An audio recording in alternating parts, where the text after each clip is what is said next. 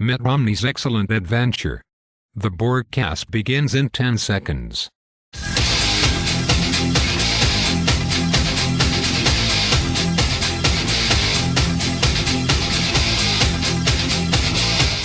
WDBC Internet Television is on. I am an avatar for Michael P. Borgia. The broadcast, originating from deep behind enemy lines, is brought to you by dailyborg.com. Conservative politics for the thoughtful. Resistance is futile. You will be assimilated. Republican nominee Mitt Romney has just returned from a 6-day tour of Britain, Israel and Poland. The trip was highlighted by 2 highly acclaimed speeches in Warsaw and Jerusalem. Yet if you listen to the media, you'd think Romney's trip was a gaffe-riddled disaster. So we'll set the record straight when the broadcast continues. We'll be back with more in a moment. Engines. Check. Thrusters. Check. Fuel. Check. Computers. Check. Social Security. No check, go direct. That's right, Patty. A few weeks ago, I went online to godirect.org to sign up for direct deposit. It's easy to do, and I got my cash at warp speed. Wow, it's fast and easy. I'll sign up right now to make sure I'm prepared for our next mission.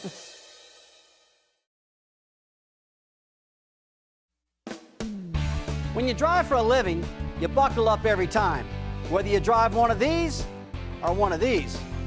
Truckers know what I'm talking about, because no matter how good a driver you are, trouble can still happen. That's when you want to keep your safety belt on to keep you steady, behind the wheel, in control, and looking out for everybody. Safety is a professional driver's responsibility. Remember, you're the one who drives for a living. A message from the U.S. Department of Transportation. Mitt Romney's back in America and ready to hit the trail again. He just spent 6 highly successful days in Europe, yet according to the media, it was a gaffe-riddled disaster. Kristen Jones now joins us to discuss the disconnect between reality and media fantasy. Michael, thank you. It began in London when Romney gave an interview. During that sit-down, Romney was asked what he thought of the preparations for the London Olympics. Romney lavished praise on the organization and on the volunteers. But he did mention some concerns existed regarding the possibility of a labor strike and a shortage of security. These are concerns that organizers themselves had feared for months.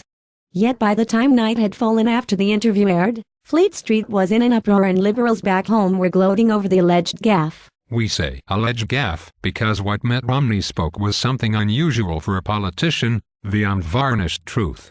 Up until hours before the games, there was a very real possibility of a strike in transit, and there were also very real concerns about security.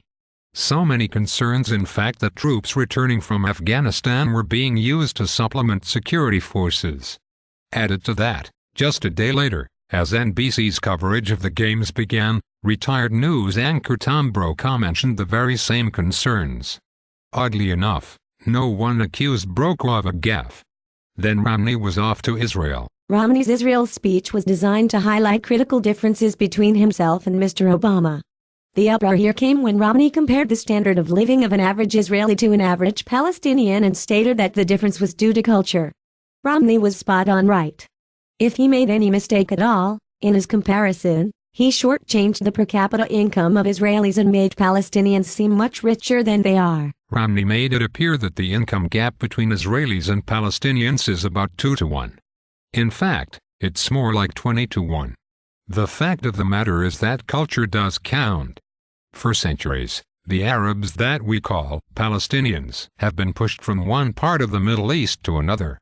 They have come to embrace a culture of entitlement and victimhood. And their culture lives for but one thing: to make war with Israel. This weekend, a Palestinian spokesman listed one reason and one reason alone for the poverty of his people: Israeli occupation. Yet the Palestinians live on their own land, have their own governing authority and control their own economic decisions. Yet all they can do is issue war cries and call those who speak the truth about their culture racist. One Palestinian spokesman this past weekend used the term with such venom towards Romney he could have been a pet Democratic or Obama campaign staffer. Palestinians also erupted with anger at Romney over his support for Jerusalem as the capital city of Israel. Though Jerusalem has been the official capital for decades, Few other nations will recognize it as such, and most have their embassies in Tel Aviv. The government still usually sits in Tel Aviv. The struggle over the holy city has been going on for thousands of years. Romney is right for declaring his support for the Israelis' desire to place their capital where they choose in their own country. But to the media, it was another gaffe. Not because Romney said anything wrong, but because he said something the liberal media disagrees with. Finally, it was off to Poland, where Romney had a triumphant meeting with Solidarity founder Lech Walesa. Walesa essentially endorsed Romney for president, wishing for his success. He also gave a wonderful speech at a monument for the late Pope John Paul II. But the media was so wrapped up in their own revisionist version of what happened that two reporters began shouting questions about gaffes at Romney as he left. A Romney aide had to forcibly silence the reporters, who were shouting at a solemn event at a holy site. Thanks, Kristen. The Olympics are here, and that means it must be time for heroes and zeros. We'll have that when the broadcast continues in a moment.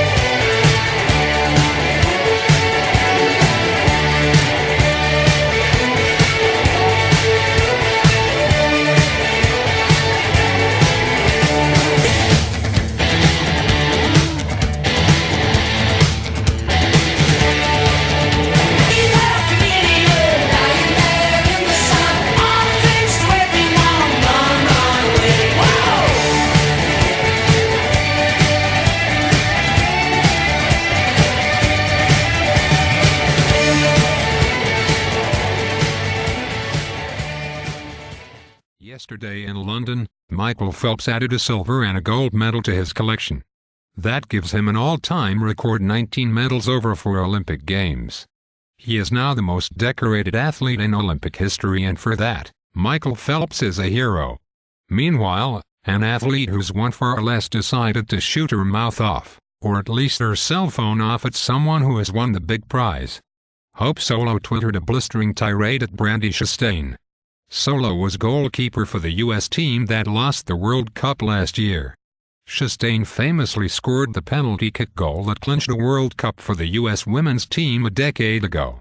Solo has no business being critical of Chastain. One has talked the talk, but the other has walked the walk. That's why, at least for now, Hope Solo is Hope Zero. You have been assimilated.